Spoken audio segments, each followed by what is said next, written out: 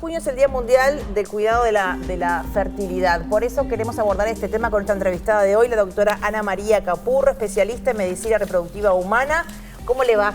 Bienvenida a 8am. El pasado viernes el gobierno, mediante conferencia de prensa, anunció que el Fondo Nacional de Recursos amplía los tratamientos de reproducción. Me gustaría abordar este tema especialmente. ¿Qué implica? ¿Qué tratamiento estamos hablando y a quién específico va dirigido?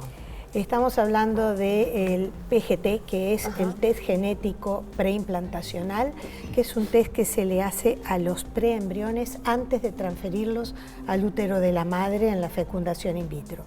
Es muy importante este avance porque tenemos tres tipos, tratando de resumir, tres tipos de PGT, o sea, de diagnóstico genético. El PGT-A, que es el que se hace para detectar trastornos de los cromosomas, como por ejemplo el síndrome de Down y otro tipo de trisomías, trastornos numéricos de los cromosomas. Es algo que se da en la mujer cuando supera los 37 años, cada vez más, pero también se da en aquellas mujeres que tienen abortos repetidos o en aquellas mujeres que tienen lo que se llama fallo de implantación, que es cuando transferimos embrioncitos al útero y no prenden, y eso se repite 2 o 3 veces. Eso es muy importante, poder hacerlo, y no estaba cubierto. ¿Y cuánto, si alguien se lo quería hacer, cuánto sale? Uy, sale... Para ver la dimensión de los costos, ¿no? Y en promedio entre $2.000 y $3.000 hacerlo. Depende un poco del número, de la cantidad de embriones que hay que biopsiar. Después tenemos el PGT-M, que es aquel test que se hace cuando existen trastornos genéticos conocidos en los padres que se pueden transmitir a la descendencia. El ejemplo más común es la fibrosis quística. Entonces nosotros tenemos, si los dos padres tienen mutado el gen de fibrosis quística, tenemos mucho riesgo de que un 25% más, depende del tipo, de que la descendencia padezca este tipo de enfermedad que puede llegar a ser grave y provocar la muerte. Entonces nosotros hace mucho que venimos pidiendo esto, porque se daba la incongruencia que no podíamos hacer el diagnóstico antes de transferir un embrión, saber si estaba enfermo o no, pero si después nacía un niño enfermo, el Fondo Nacional de Recursos le tenía que pagar el tratamiento de por vida. O sea que por un lado no se invertía en eso y por otro lado generaba no solo un problema de salud para quien la padecía y un problema de salud pública, sino un tratamiento costoso que el fondo tenía que cubrir. Y el otro es el PGT-SR, que se da cuando hay lo que se llama traslocaciones o cuando se cruza un gen de un cromosoma a otro, y eso también en quienes lo padecen puede dar abortos a repetición y esterilidad. Y también son trastornos de salud muy complejos y que la gente lo sufre mucho.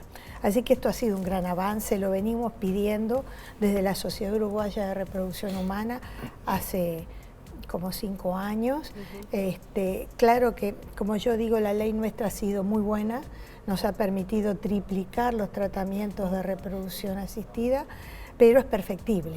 Y año a año venimos pidiendo cosas. Es una ley que tiene 10 años. 10 años, ¿ya? Exactamente. ¿Y cuántos tratamientos se hicieron desde el comienzo? O mejor dicho, ¿cuántos bebés nacieron? Se han hecho alrededor de 5.030 tratamientos y han nacido más de 2.000 niños por técnica de reproducción asistida de alta complejidad. No tenemos registrados, lamentablemente, en el país los que nacen por baja complejidad, que también han sido muchos, o sea que venimos contribuyendo. Claro, eso fue una etapa, ¿no? Al principio como que los de baja complejidad quizás eran los más accesibles y después obviamente se empezó a trabajar con los de alta complejidad que obviamente eso fue un gran logro, ¿no? Un cambio radical, sí. Absolutamente. Es que en realidad nos veíamos haciendo técnicas de baja complejidad cuando realmente lo que teníamos que hacer era de alta complejidad. Y eso quería preguntar, ¿cuántas veces había que hacer uno de baja complejidad? Digo, porque uno veía de todo de alguna forma, ¿no? Cuando en realidad, como tú decís, había que apostar a uno de alta complejidad, aunque tuviera que pagarse, porque era... A ver, aumentaban las posibilidades, por decir de alguna forma. Mire, le voy a dar el ejemplo típico. O sea, yo soy directora de la unidad de reproducción del Pérez Rosell, que es el Centro de Referencia Nacional en Reproducción a nivel público. Cuando no teníamos la ley y no teníamos financiación, obviamente las pacientes del hospital muy pocas podían acceder a una reproducción asistida y nos veíamos, por ejemplo, en pacientes, o sea, en parejas con un factor masculino severo, que teníamos que optar por la inseminación con semen de donante porque no teníamos fecundación in vitro, cuando por fecundación in vitro estos casos los tratamos con éxito, o sea, nos dolía en el alma en realidad. Hoy todo eso desapareció. Hacíamos antes hasta 4 inseminaciones, deberíamos, o sea, es lo que habitualmente nosotros hacíamos y bien hay de todo.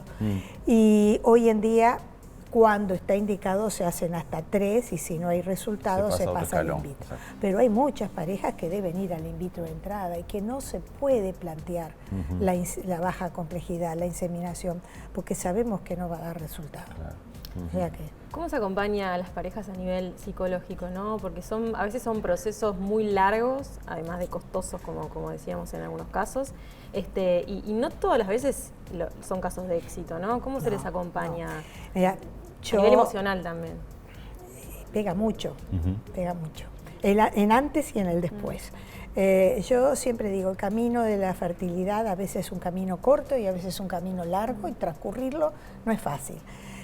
Prácticamente la mayoría de los centros de reproducción asistida del país, tanto público como privado, tienen apoyo psicológico.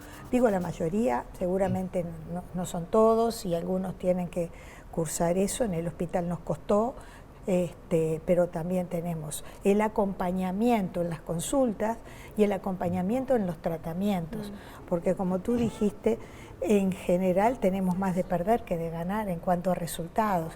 Cuando los repetimos tenemos lo que se llama la tasa acumulada, que nos da satisfacción porque nos permite en la mitad de los casos de baja complejidad conseguir el embarazo cuando está bien indicada, y en la mayoría puede llegar hasta un 80% de la alta complejidad tener un resultado, pero repitiendo. Pero después de cuántos intentos, porque me imagino que el primero capaz que es un 10, un 15%. Bueno, no, depende de la edad de la mujer. Las mujeres venimos al mundo con un reloj biológico que no falla y los resultados dependen de la edad de la mujer. Entonces, no es lo mismo una fecundación in vitro antes de los 35 años, donde de repente en la primera transferencia podemos tener hasta un 50% de tasa de éxito, cuando la mujer tiene 39, 40 años y allí nos baja a un 15 o un 20%. ¿Cuál es el riesgo en la realización, en la técnica, ¿no? Sobre los embriones de estos estudios genéticos, que obviamente que son un avance tremendo que se puedan obtener, pero que agrega una cuota más de estrés a esa pareja que ya logró un embrión y que de alguna manera dicen, y ahora tienen que hacerle una biopsia? ¿Qué puede pasar? ¿Lo puedo perder? ¿Y cómo es recepcionado eso por la pareja, ¿no? Porque es un elemento más de estrés. Bueno, estamos muy tecnificados respecto a eso. Y pero en el denominador de la gente en realidad piensa que puede ser algo invasivo y que puede perjudicar, quizás, ¿no? Hace unos años nosotros biopsiamos el embrión el día 3 del ciclo, o sea, el día 3 de incubación. Bueno, es difícil de explicar, pero ese embrioncito es una mórula, o sea que tiene un montón de células que son todas iguales, totipotenciales. Es una pelotita, digamos. Es una pelotita, como una florcita. Nosotros le sacamos 1 o 2 células y realmente eso podía hacer sufrir al embrión. Hoy en día no, porque hoy en día biopsiamos el 5.º día, que ya es un blastocisto. Entonces tiene toda una cadena de células periféricas que va a dar lugar a la placenta, tiene una masa celular que va a dar lugar al bebé y una cavidad. Nosotros biopsiamos lo que va a dar lugar a la placenta, no tocamos el bebé. Qué maravilla.